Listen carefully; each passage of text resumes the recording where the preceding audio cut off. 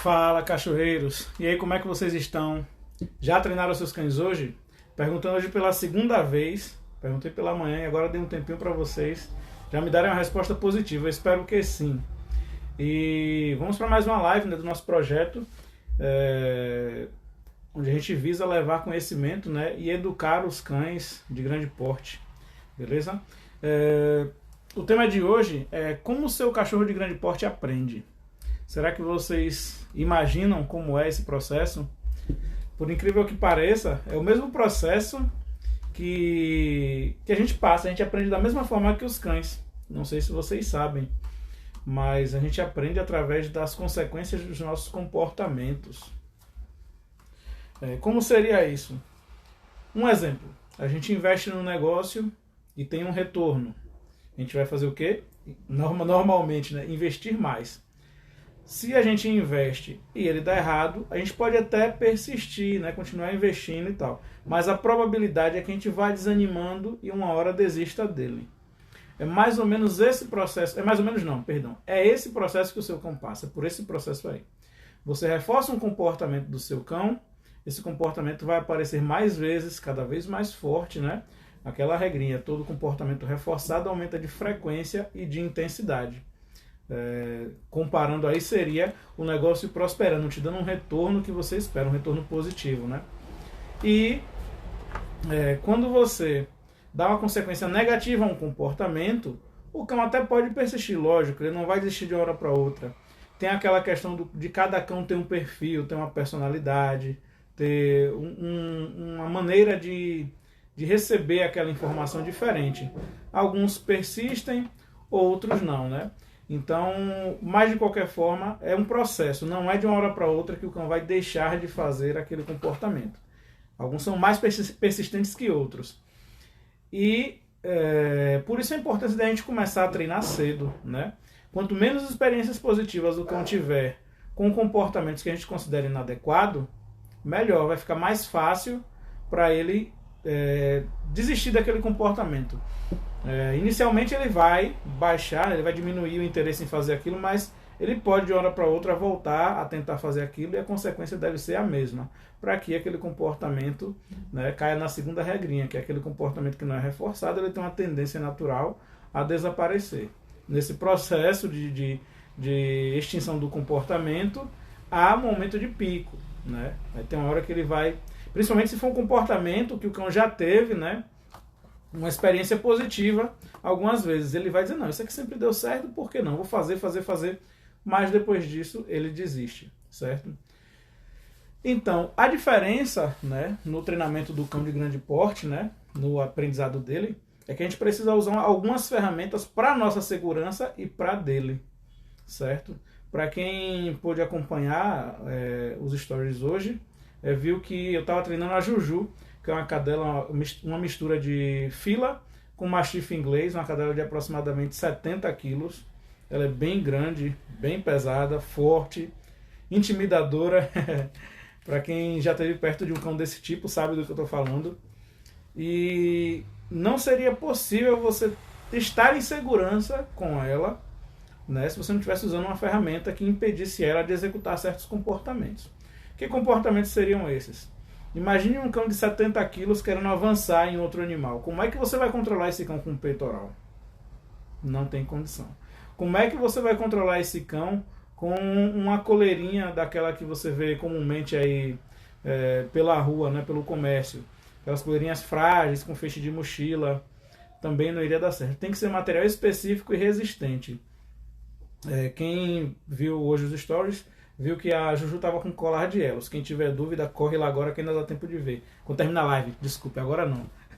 Termina a live, dá uma olhadinha lá nos stories que vai ver que a Juju estava com colar de elos. Que, ao contrário do que o pessoal pensa, não é uma ferramenta que vai obrigar o cão a fazer os comportamentos que eu quero. Não, ela só vai impedir o cão de ter os comportamentos inadequados que me prejudiquem ou prejudiquem ela, né? No caso dela entrar em confronto com outro cão, dela sair disparada e ir para frente e passar numa estrada, dela pular e acabar me acertando uma cabeçada, como já aconteceu também. Uma vez eu estava treinando um Rottweiler que eu tinha, isso tem uns 8 a 10 anos. Treinando, não, estava brincando com ele, jogando uma bolinha E aí ele trouxe a bolinha, eu pedi para ele largar, ele largou. Na hora que eu me abaixei para pegar a bola, ele aí na empolgação deu um pulinho. Foi um pulo, não foi nem a intenção dele de ir alto, né? Mas ele muito forte, ele deu um pulinho, como eu estava me abaixando, foi de encontro com minha cabeça. E aí aquela pancada, eu caí desacordado, foi uma porrada bem forte. E daquelas que você acorda e não sabe nem onde é que tá. Da partir daí eu comecei a ver que eu tinha que ter uma ferramenta até no momento de estar brincando com o meu cachorro.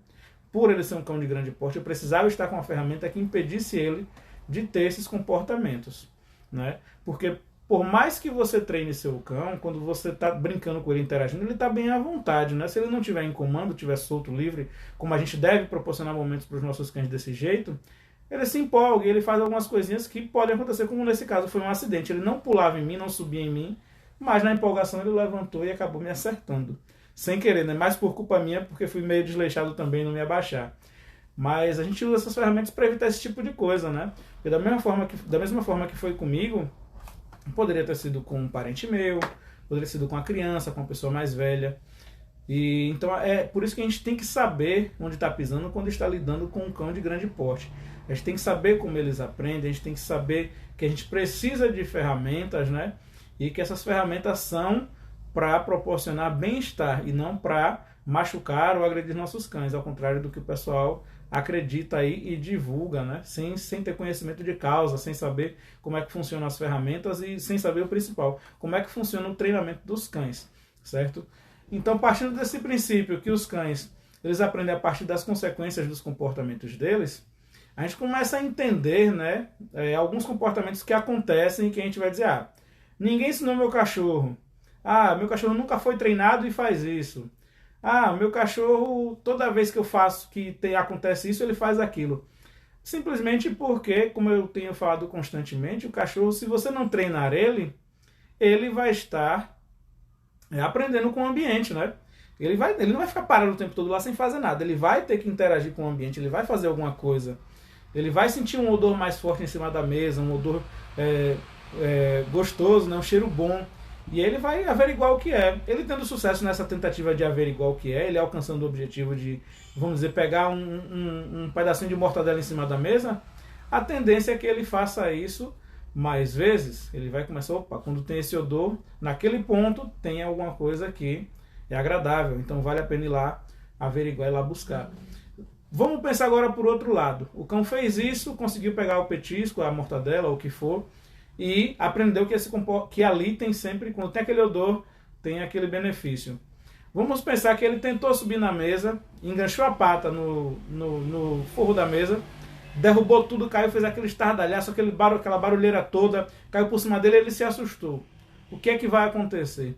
A probabilidade dele voltar lá e fazer isso vai ser bem menor. Entendeu? A depender do perfil do cão, ele não faz mais. Se for um cão que é um pouquinho mais persistente, ele provavelmente pode demorar um pouquinho e depois voltar a tentar, né? Mas ele só vai fazer isso se ele entender que vale a pena. Então, por isso que é importante que o cão não tenha experiências positivas. Vamos dizer que o cão foi 10 vezes lá e conseguiu pegar a mortadela, e na 11ª aconteceu isso. Ele vai desistir de ir lá de primeira? Pode ser que sim, pode ser que não, depende do perfil do cão. Mas ele vai demorar um pouquinho mais de ir, mas ele volta, porque ele sabe que ele conseguiu muitos benefícios. Uma hora ou outra ele vai botar na balança e vai ver que vale a pena arriscar mais uma vezinha. Então é mais ou menos isso que acontece. É como se a gente estivesse investindo no negócio, né? E está sempre dando muito certo, e aí um mês ele não foi muito bem. Você vai fechar as portas por isso? Provavelmente não. Você vai, não, já tive muito lucro com essa empresa, vou segurar a onda, eu sei que está difícil, mas eu vou segurar mais um pouco. E aí continua lá com sua empresa, aí dá um prejuízo no 2º mês, dá no 3º, dá um 4º, dá um 5º. Vai ter um limiar, que não é o meu, né? Vai ser do dono dessa empresa. Não é a gente não tem o mesmo limiar, e os cães também não são assim. Eles não têm o mesmo limiar, todos eles, não tem um padrão. E eu posso passar 3 meses só e fechar a loja, dizer, não está dando mais certo. Já tem outra pessoa que pode ficar até 1 ano. E da mesma forma são os cães. Porém, se eu começo e já começa a dar tudo errado, a probabilidade de eu desistir logo é muito maior.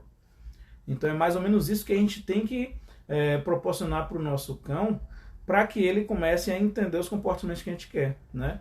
os comportamentos que derem certo, se a gente conseguir administrar a rotina do nosso cão, por isso que eu sempre falo sobre a construção de uma rotina. Porque a gente vai ter oportunidade de estar acompanhando o nosso cão na maior parte do tempo, né? Ou em todo o tempo que ele estiver solto, e a gente vai conseguir mostrar para ele quais são os comportamentos que a gente deseja. Dessa forma a gente consegue evitar que ele obtenha resultados positivos, né? Com comportamentos inadequados, né? Inadequados no nosso ponto de vista, porque para o cão vai ser super adequado ele alcançar aquele benefício, ele pegar aquela mortadela em cima da mesa, né? Ele ir lá no fogão e pegar um restinho de comida, ir no lixo. Para ele deu certo, então não tem nada de errado naquilo. Então é importante que a gente tenha isso em mente na hora que a gente for manejar nosso cão, na hora que a gente for interagir com ele, porque é uma ótima oportunidade de a gente estar construindo os comportamentos que a gente quer. Eu vejo comumente aí das pessoas que têm cão, né, e falar, eu fui fazer isso e tal, aí meu cachorro não fez o exercício como eu queria e eu dei uma bronca nele. Mas nesse primeiro momento, gente, o que a gente tem que fazer é mostrar para o nosso cão que a nossa companhia é agradável e que aquele comportamento que a gente quer é prazeroso para o cão também. Então não tem como você entrar com uma bronca, com uma punição num comportamento que você ainda está construindo, né? A gente deve sim ficar atento às coisas que o cão, às oportunidades que o cão vai ter para que ele não tenha sucesso com comportamentos que a gente não deseja, certo? Um exemplo, o cão vai na direção da mesa, a gente não deixa nem ele subir, a gente já tira ele daquele comportamento. Não deixa ele subir na mesa, pegar para depois ir reclamar. Assim não funciona, né? Até porque provavelmente não vai estar claro para o seu cão o que é uma punição, o que é uma bronca, o que é um marcador negativo. Então, se você também associar o marcador negativo, que o seu cão não sabe, ao fato dele adquirir um benefício, o significado vai ser o inverso, né? Quando você falar aquilo, ele vai estar associado a alcançar o benefício. Ele diz, opa, quando ele me fala isso, provavelmente eu estou muito perto de alcançar uma coisa que eu gosto. Então a gente tem que ter cuidado, esse cuidado quando a gente está lidando com o nosso cão, né? O tempo todo a gente tem que estar atento, vigilante. Quando é filhote, quando é um cachorro que acabou de chegar na nossa casa, a gente tem que apresentar as regras a ele. Então a gente construindo a rotina dele, né? Tendo o espaço dele, como eu tenho falado, e administrando o momento em que ele fica solto, a gente consegue passar para o nosso cão as informações que a gente precisa para futuramente a gente ter muito menos problemas ou nenhum problema com o nosso cão. Outra coisa que a gente tem que ter em mente, gente, quando a gente lida com um cão de grande porte, é que tudo é amplificado quando é um cão de grande porte. Como eu citei um exemplo aí de uma cabeçada que eu tomei. Quantas vezes, né, a gente com um cachorro pequeno, o cachorro se bate com a gente e não dá em nada. Um cão de grande porte, quando ele dá uma cabeçada, na nossa canela, por exemplo, que acontece muitas vezes, né, durante o treino, é muita dor. Às vezes você fica sem conseguir andar, porque parece que foi um tijolo que bateu na sua canela. Mais uma vez, eu falo isso pensando que a gente pode ter uma ferramenta para evitar que esse tipo de acidente aconteça. Até porque quando é com a gente ainda tolera, mas com a visita, por exemplo, né, com uma criança, com uma pessoa mais velha, isso pode se tornar uma coisa muito mais grave. A questão de cabeçada, a questão de pulo, certo? Hoje mesmo, a Juju ela tem o hábito de pular. Então, eu tive que me precaver, usei a ferramenta, lógico, em alguns momentos, como eu consigo fazer uma boa leitura dela, eu trabalho com ela solta, mas quando eu estou deixando ela mais animada na execução dos exercícios que ela se empolga, eu uso a guia, porque se ela tentar pular, eu consigo impedir que ela obtenha sucesso, né, naquela questão de subir, né? E o sucesso para o cão, a gente tem que ter em mente que varia, né? Tem cão que fica satisfeito só de pular. Tem muitos cães, por exemplo, que ficam pulando em volta da pessoa e ficam extremamente satisfeitos com aquilo. Já tem outros cães que querem o toque, né? Que sobem em você para ver você tocar neles, nem que seja para empurrar para ele sair. E isso aí acontece muito com as pessoas que gostam de ensinar o cachorro a subir para abraçar, né? Dar aquele abraço. O cachorro ele começa a entender que aquele comportamento é bom e ele começa a operar com aquele comportamento mesmo que não seja na hora que você quer. Porque não tem um padrão. Ele pensa, eu vou fazer aquilo porque sempre dá certo. Eu ganho carinho quando eu faço isso. E aí ele não pensa que você está para sair, que você está com a roupa limpa, que não é a hora daquilo. Não pensa que você está com um lugar machucado. Não pensa que aquela pessoa também que está acostumada a interagir com ele, essa pessoa em específico, não tem força para fazer aquele comportamento, né, para fazer aquele exercício. Então a gente tem que ter tudo isso em mente. Por isso eu trabalhei hoje com a guia, né, com a Juju, com colar de elos, para impedir que ela tivesse sucesso E olha que interessante, eu fiz 3 sessões de treino com ela, né? Dos comportamentos da obediência básica. E ela começou já a diminuir a quantidade de tentativas de pulo. Hoje mesmo, se eu não me engano, o tempo que eu fiquei com ela, ela tentou pular acho que uma vez só. E foi logo no início, por empolgação, mas logo ela cessou e já entrou no contexto de treino e já começou a se comportar da maneira que a gente está trabalhando ela para se comportar, certo? Sobre a questão do cão de grande porte, tem também outra questão que eu vejo que é muito comum e eu até compreendo, né? Compreendo, vamos dizer assim, que é a questão das brincadeiras de morder. A gente acha muito gostosinho, né? Tá mexendo com o cachorro dá aquela mordidinha gostosa na mão, não dói, sentir a linguinha do cachorro e tal. Eu acho que é um comportamento perigoso, porque imaginem aí se Juju tivesse brincadeira de morder com aqueles 70 quilos. Estou citando ela, gente, como exemplo, porque foi uma cadela que, pelo porte dela, chama a atenção e todo mundo fica me perguntando como é o comportamento dela. O pessoal veio no direct perguntar, né? E aí, rapaz, a cadela é muito grande e tal, o que é que ela faz? Está treinando por quê? Então estou citando ela por isso, como um exemplo, porque ela é muito grande, ela tem comportamentos inadequados também, né? E a gente está trabalhando para tirar esses comportamentos. Está bem melhor do que no início, né? Lógico, não é uma fórmula mágica, a gente não começa a fazer hoje e já tem resultado hoje.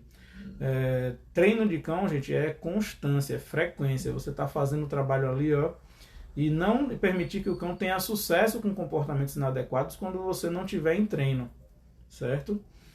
O que vai dar resultado a longo prazo vai ser isso aí. Ou, na verdade, dá resultado a curto prazo.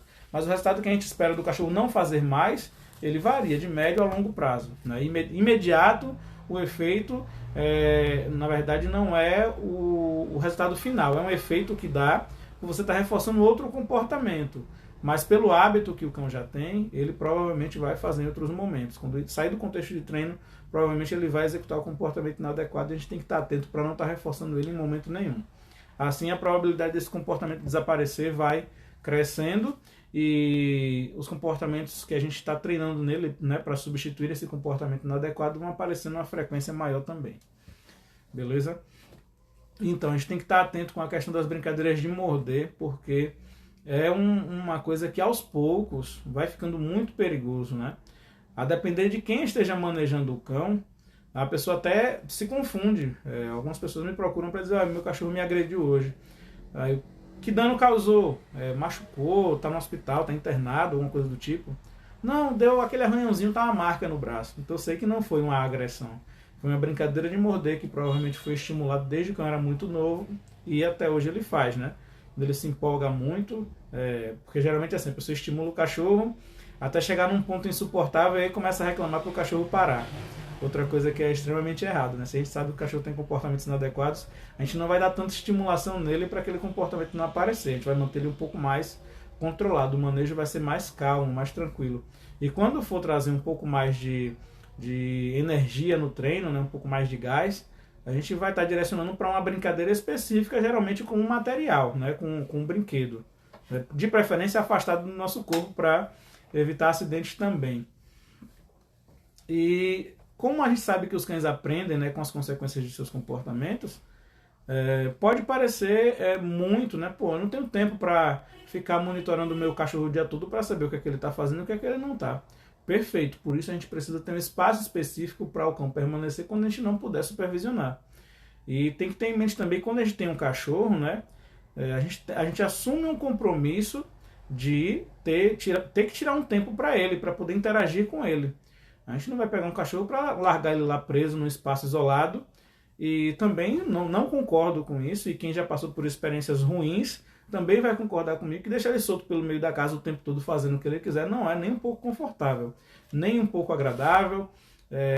Inclusive eu compreendo, não disse que concordo, o que algumas pessoas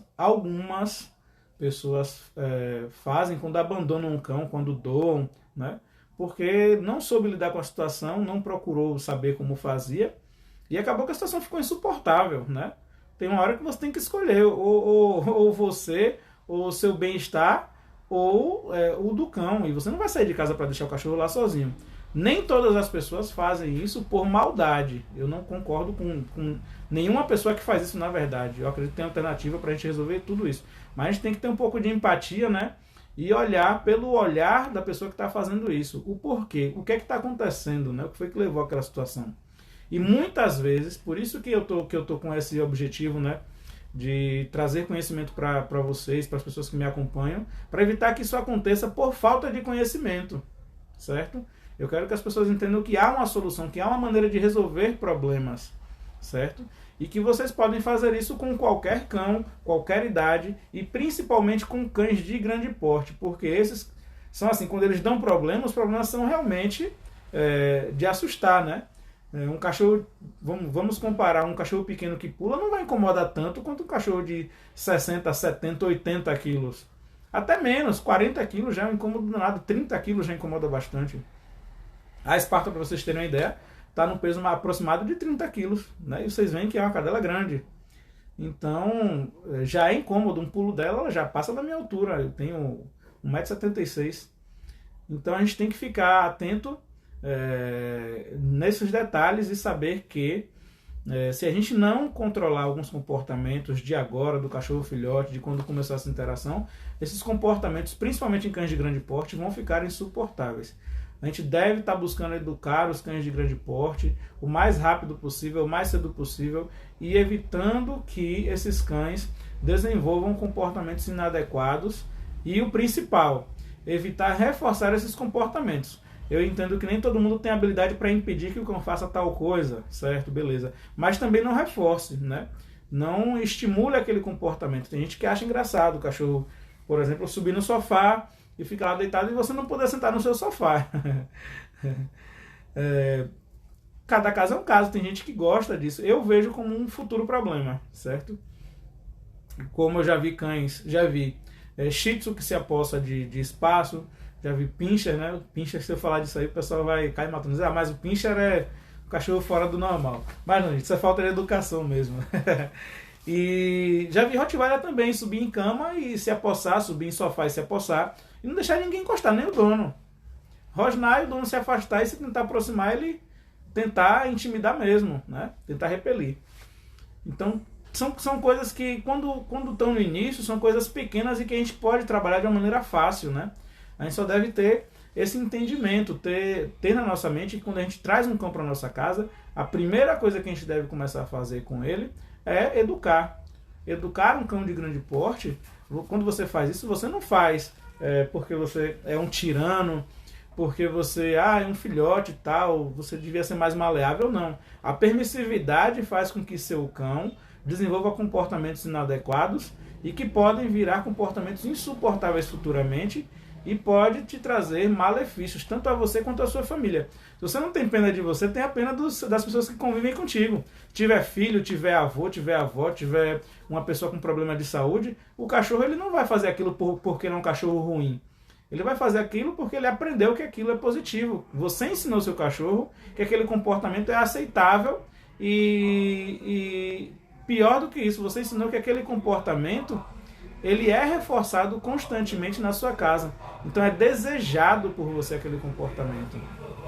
E aí é que mora o grande perigo, né? Porque esse comportamento ele vai crescer, o cachorro vai começar a generalizar e aplicar a outros membros da sua família. Ele vai começar a oferecer esse comportamento em momentos indesejados, mesmo com você diz, não, eu não me incomodo que ele faça isso. Mas ele vai fazer aquele comportamento em momentos que você não vai estar querendo que ele aconteça. E aí não é culpa do cão, tem gente que fala, meu cão é burro, meu cão não tem jeito, meu cão ele é insuportável, meu cão faz de pirraça. E não, na verdade são comportamentos que a gente, sem saber, acabou reforçando e acabou construindo aquele problema, né? Cão de grande porte, gente, é uma coisa fantástica, você ter um animal grande, né? E naquela parceria contigo.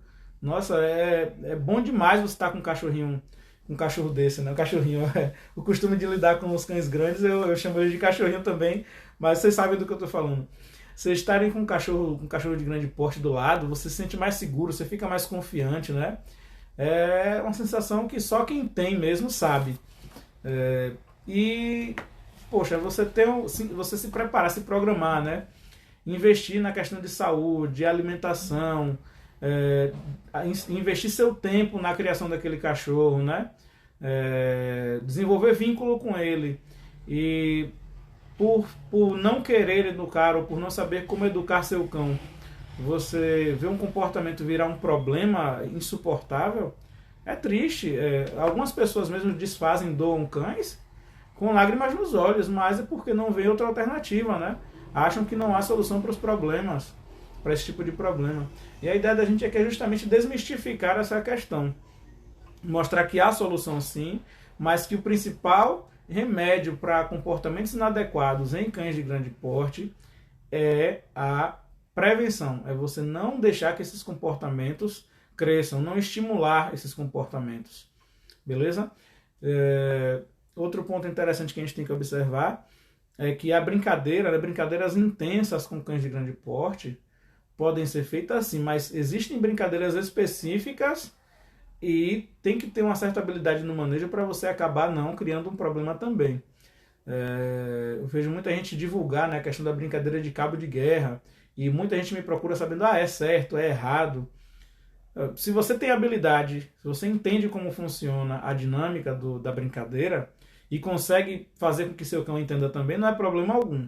Se você não sabe como funciona isso, não faça, porque você vai estar estimulando o seu cão a desenvolver posse, você vai estar estimulando a combatividade do seu cão, vai estar ensinando ele a disputar contigo. Então é um ótimo exercício, concordo, mas para quem sabe o que está fazendo, certo?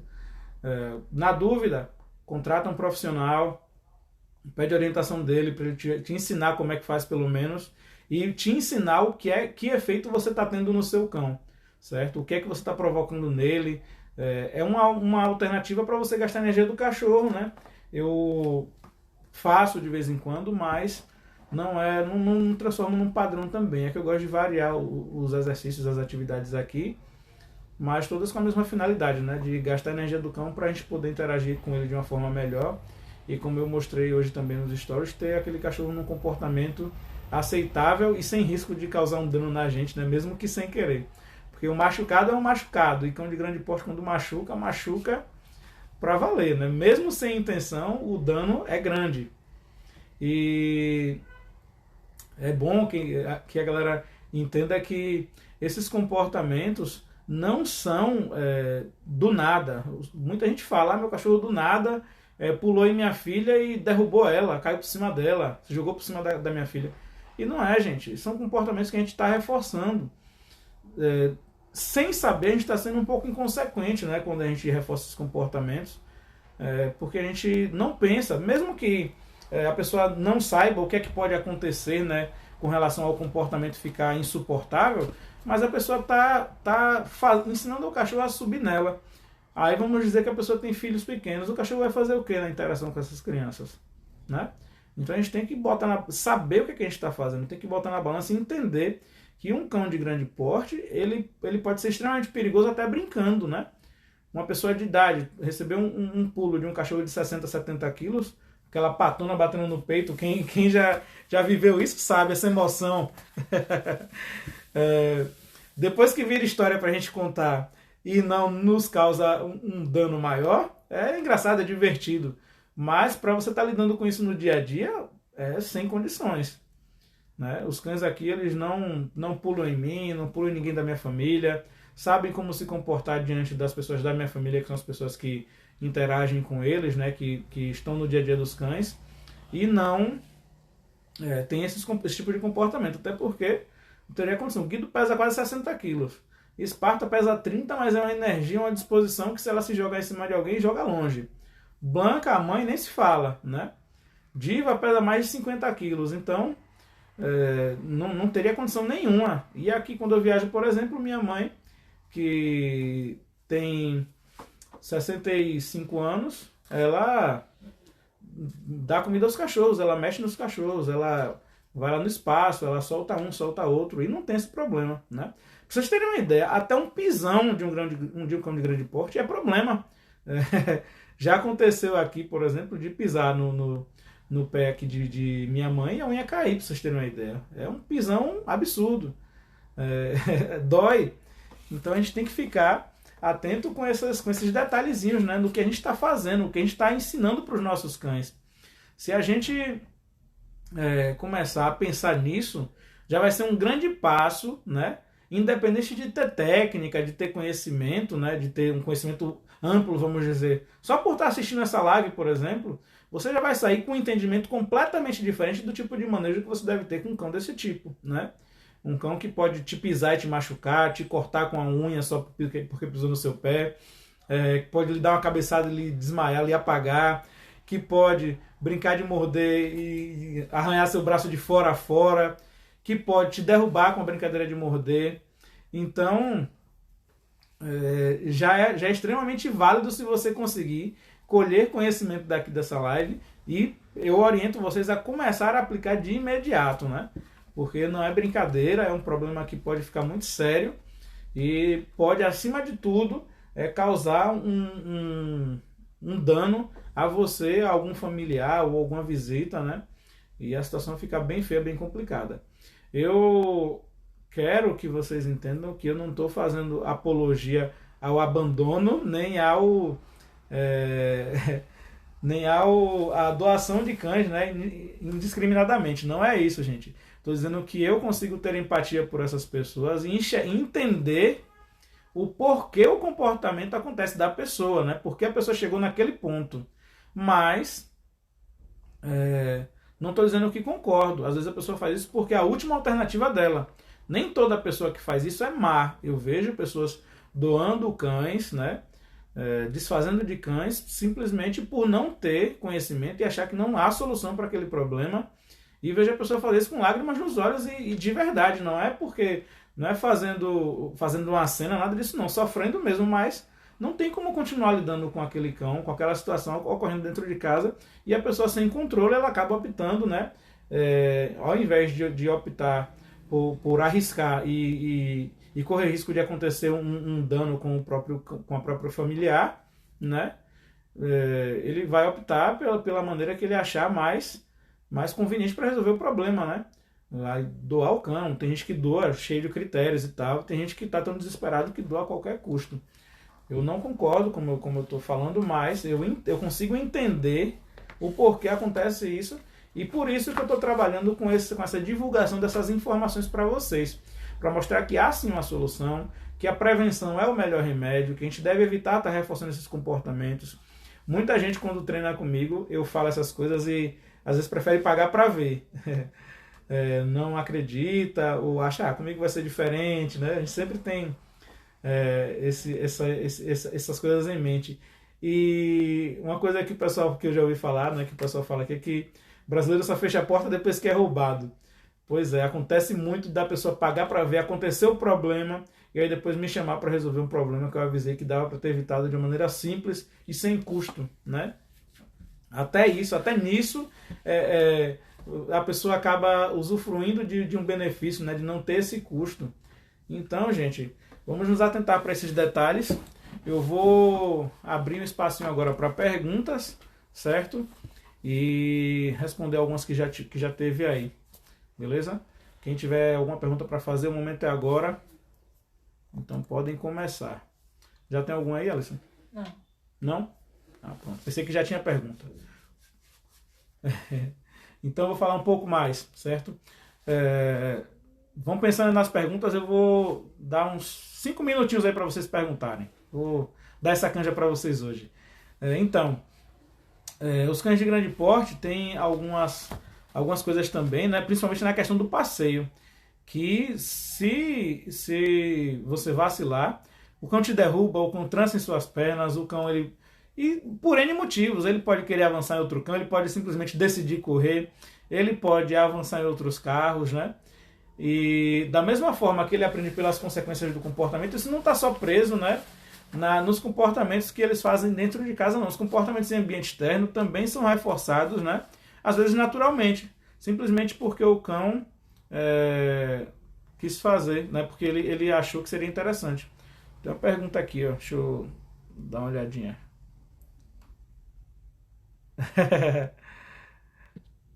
O Ian tá me convidando aqui para ir para uma exposição em Salvador. Vamos sim, fechou. Colocar o Heinz aí para competir.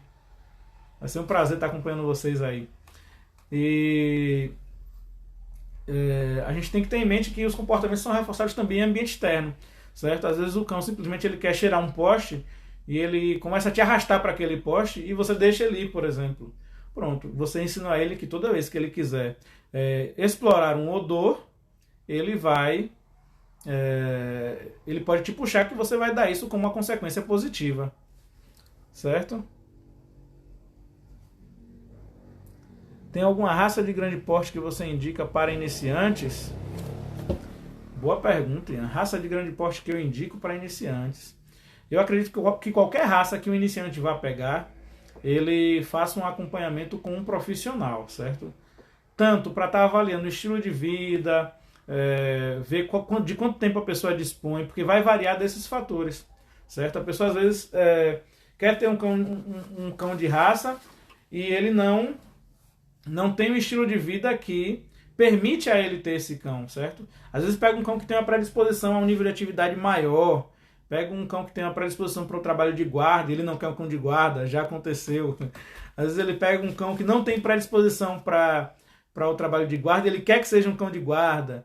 Então, o ideal é que cada caso seja avaliado individualmente, né? E que a pessoa, quando for iniciar a sua criação, quando for adquirir um cachorro, para evitar também esse tipo de problema de cão abandonado, de cão doado constantemente, de cães que, por ter certos comportamentos, são até sacrificados, a pessoa procure a avaliação de um profissional para procurar um cão que se adapte melhor à rotina dele, certo? O ideal é isso, é ter uma avaliação individual para cada futuro proprietário de cão, beleza?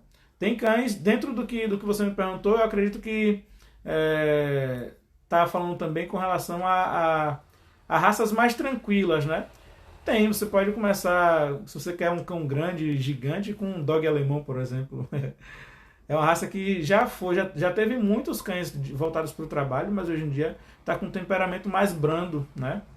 Então, eu acho que para quem quer começar com um cão de grande porte, grande, gigante, diga-se de passagem, né? O dog alemão é uma raça legal, né? Com relação a temperamento, certo, gente? Aí tem que fazer a avaliação dos outros pontos aí para poder dar um direcionamento mais específico.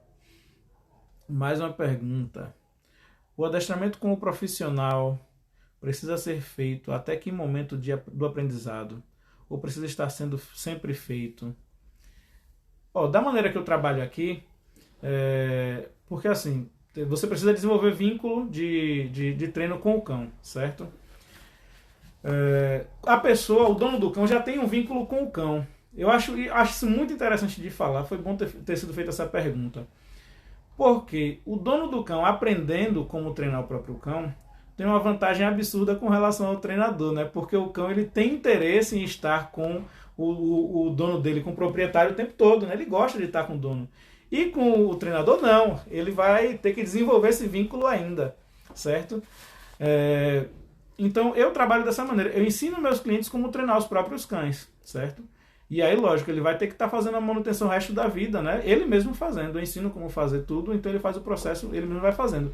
À medida que ele vai aprendendo, ele vai tomando gosto pelo treino e acaba que fica viciado, fica meio que nem eu, viciado em fazer os treinamentos do próprio cão, se diverte, vira uma brincadeira. E alguns, inclusive, vêm participar dos grupos de treino comigo, né? Como o caso do Gleidson, que está aí acompanhando o treino, o Ian também, né? Quando a gente faz o treino aqui, eles colam sempre. Tomaram gosto e aí mete mão, então vão fazendo sempre. Então, para caso de... Tem, por exemplo, cão de guarda, por exemplo, tem que estar fazendo a manutenção, né? A gente tem que estar colocando o figurante, para o cão ter as mesmas sensações, a gente manter tudo em dia, né? Porque um cão em treinamento, na verdade, ele é um atleta, certo? E aí a gente precisa estar reforçando esses comportamentos de novo, tá deixando ele ativo, ligado, senão, que nem um atleta mesmo, ele perde desempenho. Ele não desaprende, mas ele perde desempenho, né? E isso é perfeitamente compreensível, porque um atleta, se ele não treinar também, ele vai desaprender a jogar futebol, por exemplo. Vamos falar do esporte mais conhecido, né, no Brasil. Se ele parar de treinar, ele vai ter uma queda no desempenho dele, mas ele não vai desaprender como é que joga, certo? Então, para algumas atividades tem que ser feita uma manutenção, né? E aí pode ser feita só com figurante também, se o dono já tiver. Se o profissional tiver preparado o dono para fazer o manejo do cão, você pode fazer a manutenção só com figurante, por exemplo, certo? Já o treino, do jeito que eu trabalho, eu ensino meus cães a darem continuidade ao trabalho, né, ao treino. Então eles mesmos fazem a manutenção. Se precisar futuramente, é para a construção de alguma coisa nova. E aí, às vezes eles me chamam, às vezes a gente faz uma consultoria só e aí eu explico como é que faz, eles dão continuidade. Aqui, graças a Deus, o pessoal tem abraçado a ideia e aplica mesmo os treinos, né, os métodos. Ah, só para lembrar, o Gleidson está aí representado pela pessoa do Magni Baldur, que é o cachorro dele. Um border colliezinho top. Esse rapaz que eu estou falando. Espero ter respondido aí. Se não, pode perguntar de novo para eu deixar mais claro ainda. Mais uma pergunta. Qual a sua opinião sobre a famosa guarda natural? Meu amigo @canil cães de guarda.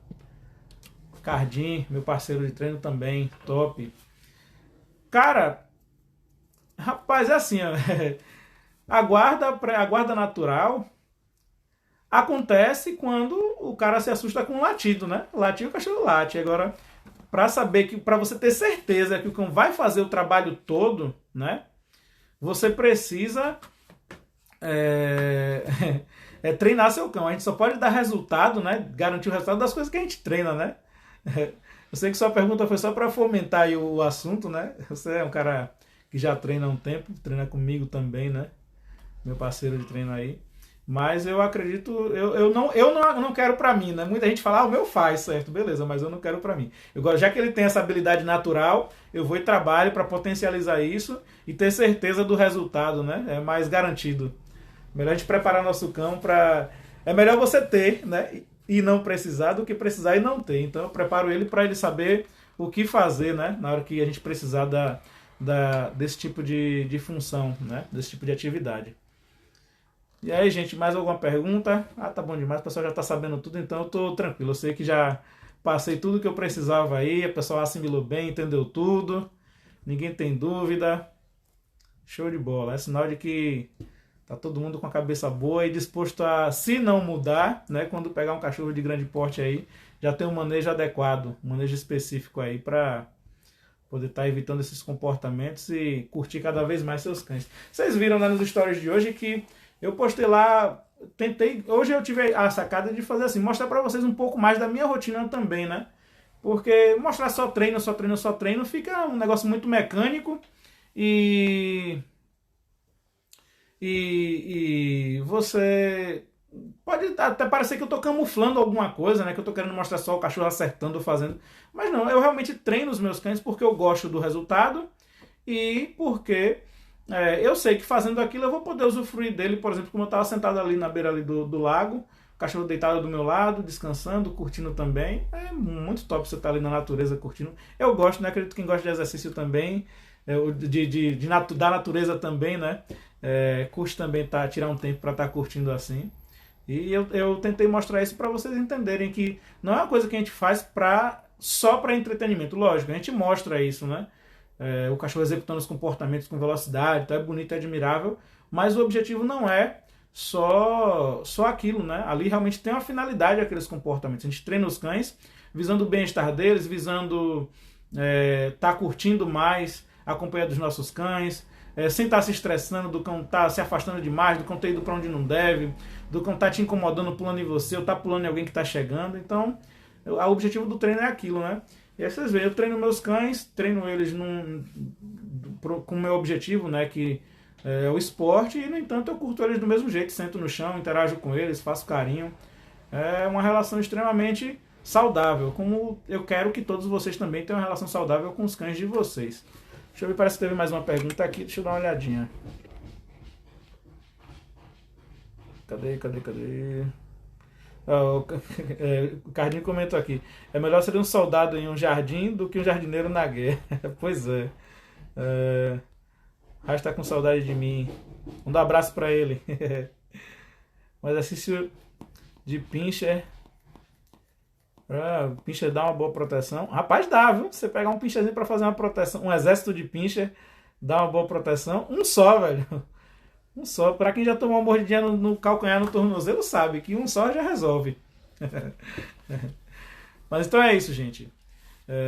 Por hoje é só, né? Muito obrigado pela companhia de vocês. Sexta-feira eu estou de volta. Eu vou abrir uma enquete amanhã para saber de vocês sobre o melhor horário para a gente estar fazendo essa live, né? Já teve alguns comentários aí do pessoal pedindo para fazer um pouco mais tarde, para o tempo chegar do trabalho, se ajustar e poder acompanhar. Então eu estou pensando em dar uma mexida nesse horário. Eu vou abrir uma enquetezinha para ver de vocês e vamos usar um sistema democrático aqui, né? Para ver qual é o horário que a maioria pode curtir aí, para a gente poder estar batendo um papo mais legal na sexta-feira. Diego, se eu deixar meu cabelo crescer, você me ajuda a deixar como o seu? Pronto, valendo. Se o seu cabelo crescer, meu velho, pode ter certeza que eu vou te ajudar. Agora você lute na sua guerra agora pro seu cabelo crescer, viu? Esse primeiro passo seu aí tá difícil. Valeu, gente. Muito obrigado. Boa noite a todos.